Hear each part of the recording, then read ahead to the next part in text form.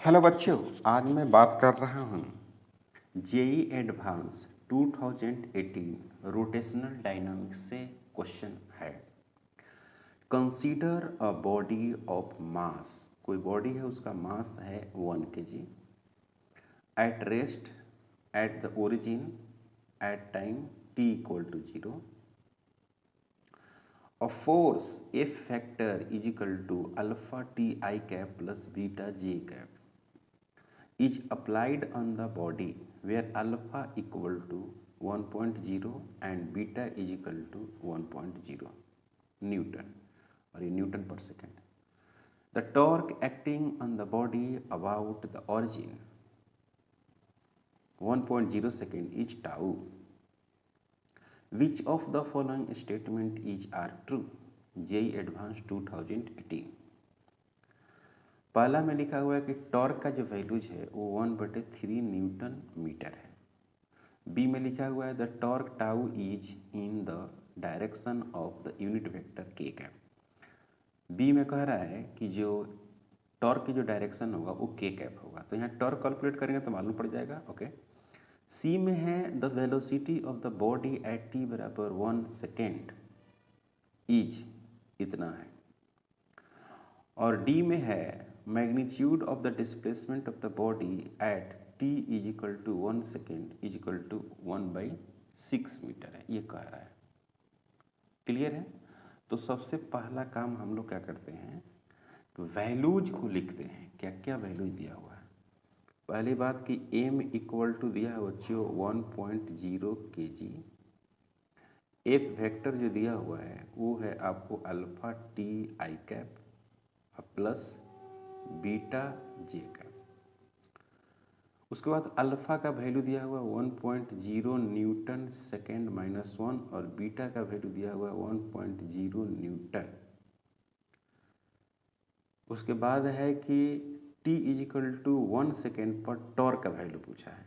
ठीक है, तो t is equal to 1 second, tau is equal to what, ये अलग बात है, ये अलग वैल्यू कहानी है। तो सबसे पहले टॉर्क ही कैलकुलेट करते हैं। ओके, टॉर्क कैलकुलेट कर सकते हैं या वेलोसिटी कैलकुलेट कर सकते हैं या डिस्प्लेसमेंट कैलकुलेट कर सकते हैं। तो इसको हम लिख सकते हैं M A vector alpha T I cap plus beta J cap, आसानी से लिख सकते हैं। एम का वैल्यू कितना है, 1 kg है, तो यहाँ पर 1 kg रख देंगे।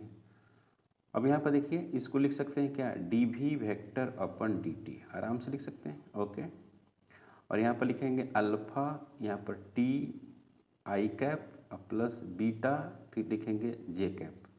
इसको यहाँ लेकर जाएंगे तो क्या होगा बच्चों, जब इसको वैल्यूज को इसको यहाँ भेजेंगे तो यहाँ पर होगा D V vector is equal to alpha T D T और फिर I cap plus beta D T J cap.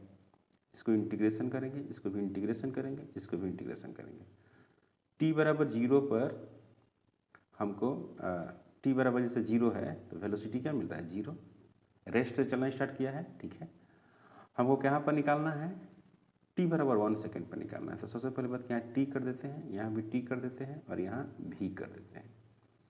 इसको सोल्व करेंगे तो इसका इंटीग्रेशन 0 से लेकर v, और ये हो गया अल्फा, बाहर आ जाएगा t²/2 और 0 से t, यहाँ पर लिख देंगे आई कैप, फिर लिखेंगे बीटा, यहाँ पर लिखेंगे t, 0 से लिखेंगे t और यहाँ पर लिखेंगे J cap.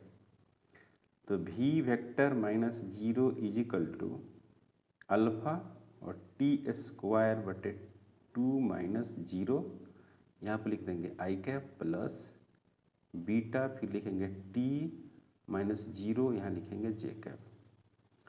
v vector is equal to alpha t²/2 I cap plus beta और t, फिर क्या हो गया, जे कैप। अब यहाँ पर t बराबर आपको 1 सेकेंड पुट कर देना है, t is equal to 1 second put करिए, t बराबर 1 सेकेंड। देखिए क्या मिलता है, v vector is equal to alpha का वैल्यू भी पुट करिए, अल्फा का वैल्यू भी कितना है अल्फ़ा का वैल्यू 1 है और टी का वैल्यू भी 1, तो यहाँ पर हो गया 1/2 आई कैप अब प्लस बीटा का वैल्यू 1 टी का वैल्यू 1, ये हो गया। इसको आप ऐसे भी सोल्व कर सकते हैं, v vector is equal to 1/2 बाहर ले सकते हैं तो i प्लस क्या होगा 2j कैप हो जाएगा। समझ रहे बात को? हमने क्या कर दिया 1/2 कॉमन ले लिया, तो ये v वेक्टर हो गया इसका आंसर। और आप देख रहे हैं क्वेश्चन में, देखो सी ऑप्शन में क्या लिखा हुआ है, the velocity of the body at t बराबर 1 second is v vector is equal to 1/2 I cap plus 2j cap metre पर सेकेंड। तो सी आंसर करेक्ट है। इसमें मल्टीपल चॉइस वाला है, मोर देन 2 आंसर इसमें है। नेक्स्ट जो है, यहीं से अगर आप डिस्प्लेसमेंट निकालिएगा, ध्यान दीजिए, अगर इसमें आप मैथ के स्टूडेंट है तो इसको करिएगा ds अपन dt, तो ds अपन dt करिएगा, यहाँ पर देख लीजिए, यहाँ पर ds अपन dt करिएगा और फिर dt को आप इधर लेकर जाइएगा, इंटीग्रेट करिएगा, तो देखो आप याद करो इसमें से कोई ऐसा वैल्यू नहीं है जो डिस्प्लेसमेंट है। देखो डिस्प्लेसमेंट का जो वैल्यूज है इसमें 1/6 आएगा ही नहीं। आप करके देखो, यहाँ पर आएगा t के पावर 3/3 आएगा, t के पावर 3 डिवाइडेड बाई 3, आप पहले से 2 6 हो जाएगा। अब प्लस यहाँ पर क्या हो जाएगा t का स्क्वायर बटे 2, उसका अंडर रूट वगैरह करेंगे तो 1/6 नहीं आएगा। इसीलिए आपको डी वाला ऑप्शन गलत है। अब सवाल रहा कि टॉर्क टाउ वाला हम बात करते हैं टॉर्क का, तो टॉर्क का वैल्यू हम लोग कैसे निकालते हैं? आपको पता है कि r क्रॉस f से निकालते हैं, r क्रॉस f। तो पहले हमको r तो निकालना ही पड़ेगा, मतलब कि डिस्प्लेसमेंट निकालना पड़ेगा, तो यहीं से निकालते हैं। देखिए नाउ फॉर r वेक्टर, थोड़ा सा बड़ा क्वेश्चन है, देखिए यहाँ पर लिखेंगे क्या, dr वेक्टर डिवाइडेड बटे dt इज इक्वल टू ये वाला अल्फा टी स्क्वायर डिवाइडेड बटे 2 आई कैप प्लस बीटा टी और जे कैप। मैथ के स्टूडेंट हैं तो आप मैं डायरेक्ट लिख सकता हूँ, देखिए डायरेक्ट लिख रहा हूँ, स्पेस की कमी है।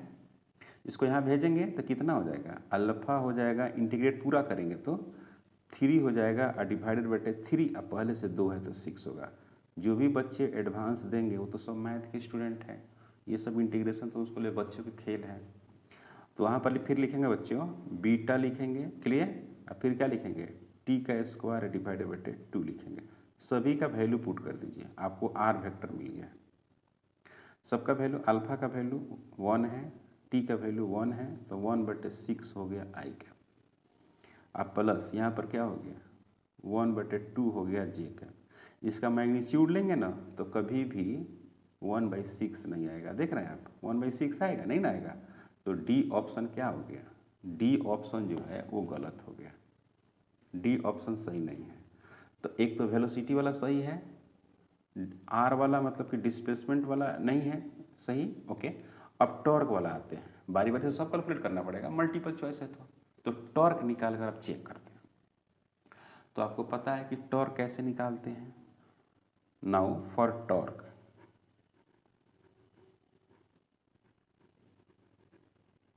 तो क्या लिखते हैं बच्चों, tau is equal to R vector across F vector. इस तरह से हम लोग सोल्व करते हैं। तो पहले बात की एफ वेक्टर को सोल्व कर लीजिए टी बराबर 1 सेकेंड पर। तो आर वेक्टर तो हमने निकाल दिया, देखिए आर वेक्टर है ये आर वेक्टर है। अब उसी तरह से एफ वेक्टर में हम लोग लिखते हैं अल्फा टी आई कैप लिखे हैं और प्लस बीटा जे कैप। तो सब वैल्यू से पुट कर दीजिए, अल्फा का वैल्यू पुट कर दीजिए, अल्फा का वैल्यू 1 और टी का वैल्यू 1, तो आई हो गया, बीटा का वैल्यू 1 तो जे हो गया। अब फॉर्मूला लगाइए, यहाँ पुट करिए tau vector is equal to क्या लिखोगे बच्चों, tau vector is equal to क्या लिखोगे बच्चों, आर वेक्टर। तो आर ये है 1/6 आई कैप प्लस 1/2 जे कैप और क्रॉस आई वेक्टर अब प्लस जे वेक्टर।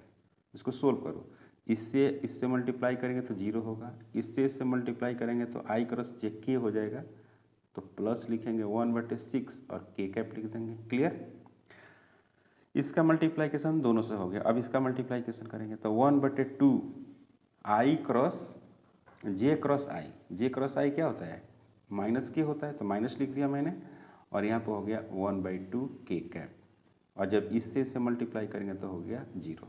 इसको सोल्व करेंगे तो यहाँ पर सोल्व करेंगे तो मिलेगा 1/6 के कैप माइनस 1/2 के कैप। इसको सोल्व करते हैं तो k/2 को बाहर ले लेते हैं, तो यहाँ पर कितना हो जाएगा 1/3 हो जाएगा, फिर कितना होगा माइनस,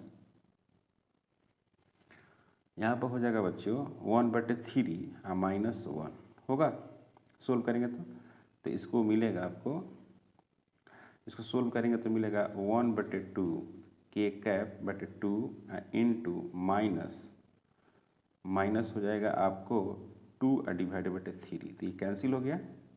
तो टाउ इजिकल टू 1/3 माइनस के कैप, आप देख रहे हैं ये आ गया।